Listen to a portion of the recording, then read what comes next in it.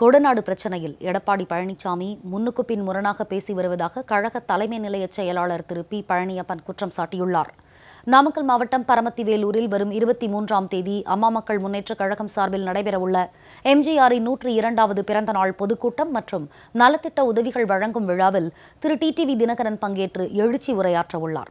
இந்த விழாவில் கலந்து கொள்ள வரும் திரு டிடிவி தினகரனுக்கு சிறப்பான வரவேற்பு அளிப்பது தொடர்பாக நாமக்கல் கிழக்கு மாவட்டம் சார்பில் ஆலோசனைக் கூட்டங்கள் நடைபெற்றன. இதில் கழக தலைமை நிலைய செயலாளர் திரு பி பழனியப்பன் பங்கேற்றார். பின்னர் செய்தியாளர்களிடம் பேசிய அவர், கோடநாடு பிரச்சனையில் எடப்பாடி பழனிசாமி முன்னுக்கு பின் முரணாக பேசி வருவதாக குற்றம் சாட்டினார். அவர் வேலை குற்றம் இல்லைன்னா அவர் இவ்வளோ பதட்டப்பட வேண்டிய அவசியம் இல்லை. எதுக்கு பதட்டப்படணும்? உடனே போய் அவங்கள பிடிக்கணும்.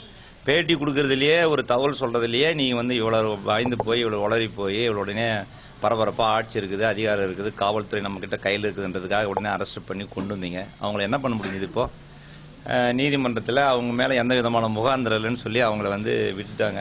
விசாரணை மட்டும் தான் நடக்குது. ஒரு முதலமைச்சர் பற்றி அது தவறான செய்தி சொல்லியிருந்தாலும் சரி, உண்மையான செய்தி சொல்லியிருந்தாலும் சரி, நிறுத்தி நிதானமாக அவர் சரி அதை விசாரணை பண்ணுவோம் அப்படின்னு சொல்லியிருந்தால் பரவாயில்ல. அதை விட்டுட்டு பதட்டப்படுறதுனால தான் நமக்கே சந்தேகமாக இருக்குது. அது இருக்குமோ அப்படின்ற சந்தேகம் இருக்குது. பதட்டப்படுறதுனால நம்ம சந்தேகப்பட அவசியமே இல்லையே.